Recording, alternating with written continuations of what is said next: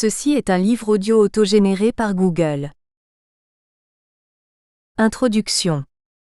D'après les données rendues publiques par l'université Johns Hopkins, la pandémie de la Covid-19 a officiellement fait 3 millions de morts au mois d'avril 2021.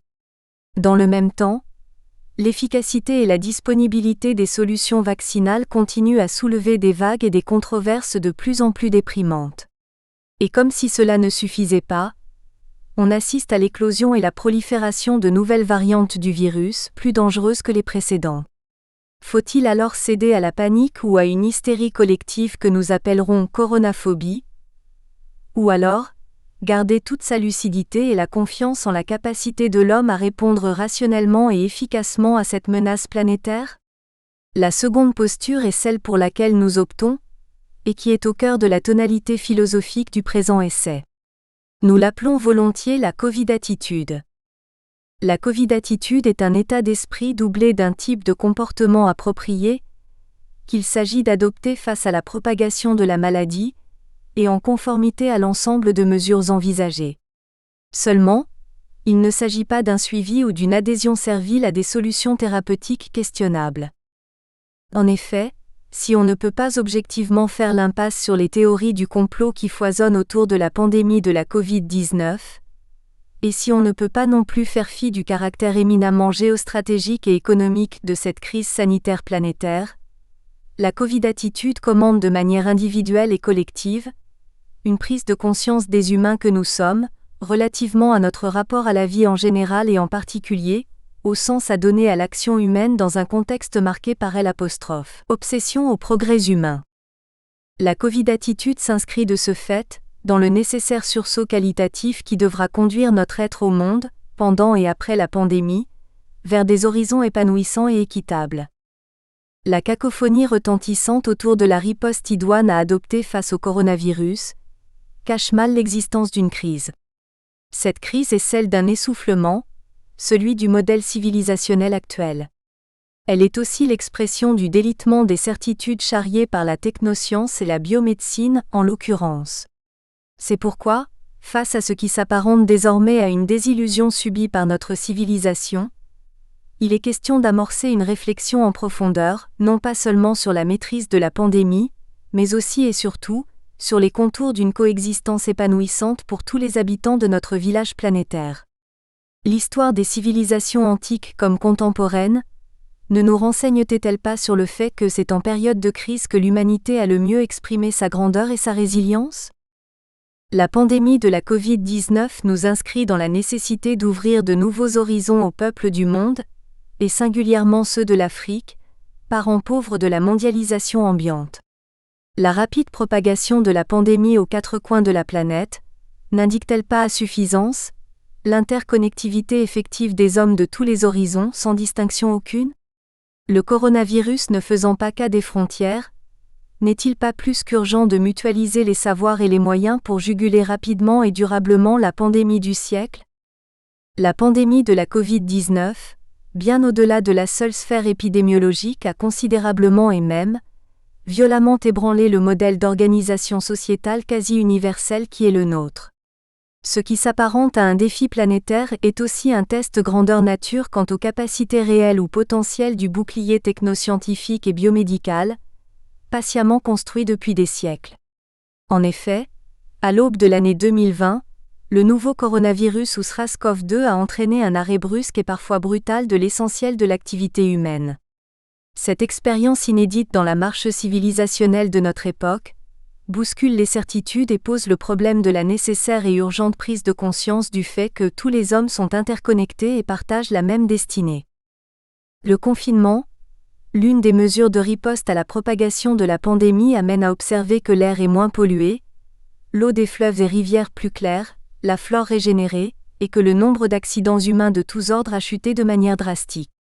Ces quelques indicateurs non exhaustifs permettent de dire que le confinement a fait du bien à notre planète.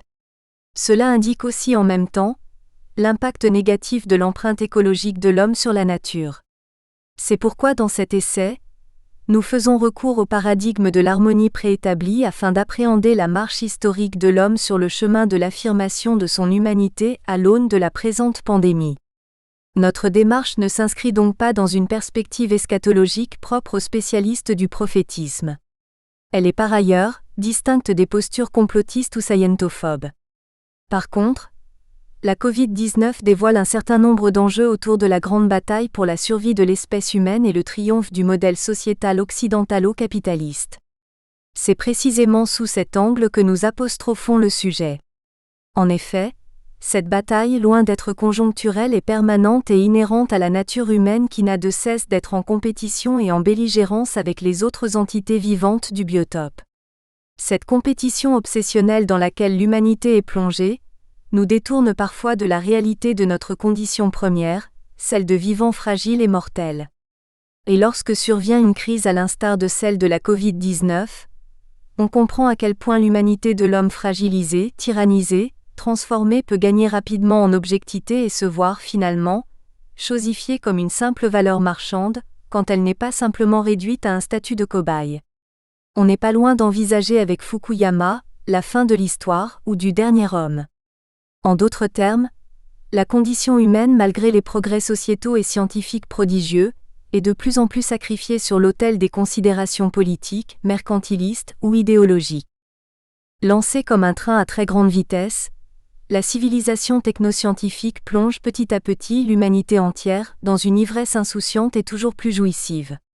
L'inflation hystérique de l'accumulationnisme et du consumérisme artificiellement entretenu par le système capitaliste mondialisé est devenue la marque d'un monde évolué. Pourtant un matin tout s'arrêta comme par enchantement sous la dictature d'un virus, le SARS-CoV-2. S'il s'agit d'un ennemi microscopique, il ne cesse pas d'être pour autant réel et déroutant. Ces attaques foudroyantes et l'horreur de ses coups plongent le monde entier dans le désarroi, la stupéfaction et le désenchantement. Pourtant, au-delà de ces manifestations pathologiques et la grande létalité qui s'ensuit, la Covid-19 s'accompagne d'une désarticulation systémique du fonctionnement socio-économique du monde moderne contemporain. La mondialisation, credo de l'humanité postmoderne, est totalement désubstantialisée. Les fondements du capitalisme ultralibéral sont ébranlés. Les valeurs de liberté et d'égalité sont bafouées. L'idée de communauté internationale perd de son sens et de sa pertinence, car chaque entité étatique recourt à sa souveraineté initiale pour contenir les soulèvements et apporter des réponses rapides au désarroi des populations. Les services publics ont été paralysés tout comme le système de production de la richesse et des biens de consommation. Les foyers de tension interétatiques se multiplient. Le confinement est devenu l'ultime alternative, mieux, le dernier refuge de survie d'une humanité habituée à une intersubjectivité accélérée par la vitesse du mode de vie de notre époque. Cet état des lieux illustre la grande désillusion subie par l'humanité entière en ce XXIe siècle. Il pose le problème de l'efficience de notre système de sécurité sanitaire en particulier. La viabilité du modèle sociétal et civilisationnel qui régit notre humanité est remise en question. C'est pourquoi on peut être enclin à penser à la suite de Nietzsche, que face à ce présent avarié qui doute de lui-même, il faudra bien que nous vienne l'homme rédempteur. Toutefois, ce rédempteur, c'est-à-dire le surhomme dont Nietzsche fait écho dans son ouvrage Ainsi parlait Zarathustra, n'est-il pas celui-là même qui est confronté à la crise sanitaire mondiale et dont la responsabilité est fortement engagée ? Autrement dit, à l'heure des comptes et des décomptes, le Rédempteur n'est-il pas l'auteur et le créateur du village planétaire dans lequel nous vivons et qui est manifestement en panne, c'est-à-dire en crise ? De plus, s'il n'est plus possible d'ignorer les chamboulements que cette pandémie provoque dans notre mode d'existence actuel et probablement à venir, quelles peuvent être les perspectives d'un monde post-Covid-19 ?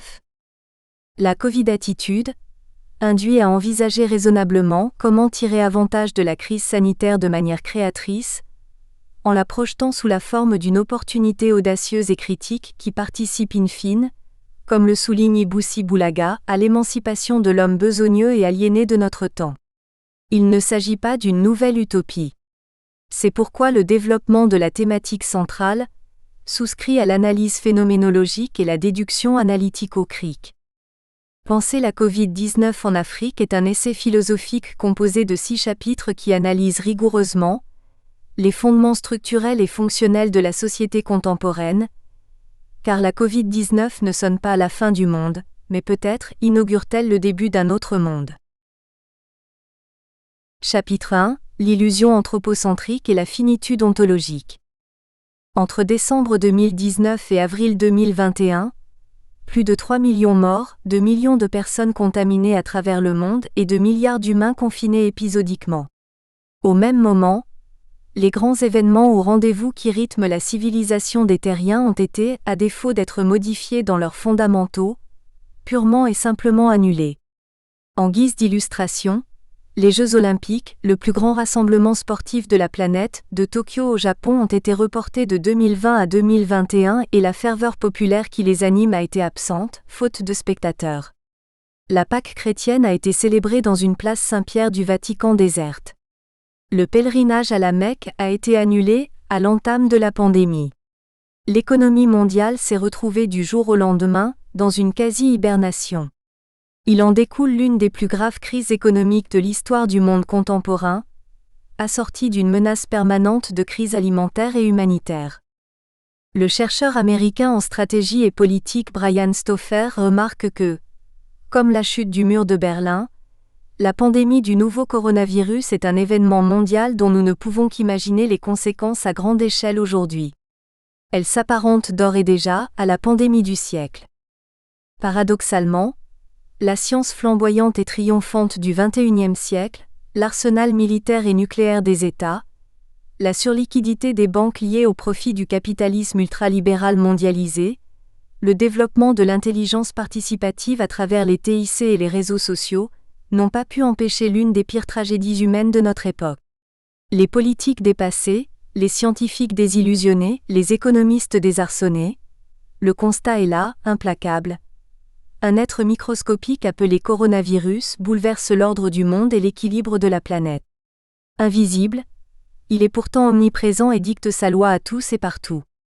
Il chamboule nos priorités et certitudes d'hier. Nos prévisions rationnelles les plus optimistes sont remises en question. La tragédie sanitaire à l'échelle planétaire interpelle et interroge ses auteurs, acteurs, spectateurs et victimes, au sujet de la responsabilité individuelle et collective des citoyens du monde car jusqu'à présent, l'humanisme anthropocentriste a motivé le saccage, le pillage et la pollution de la planète Terre. Haïti affirme qu'il y a lieu de s'inquiéter que l'humanisme anthropothéiste des postmodernes ruine totalement l'humanité de l'homme au profit de la tératologie.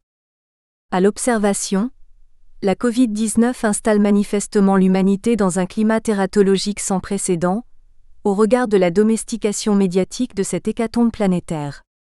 Certes, notre réflexion tire son essence et son substrat théorique des entrailles de la pandémie du nouveau coronavirus. Cependant, elle ne s'y réduit pas. Il ne s'agit pas d'une chronique sanitaire. Par ailleurs, notre compétence sur la question reste limitée d'autant plus que la maladie reste un mystère dont toutes les énigmes ne sont pas encore décodées, notamment du fait de l'existence et la circulation de nouveaux variants.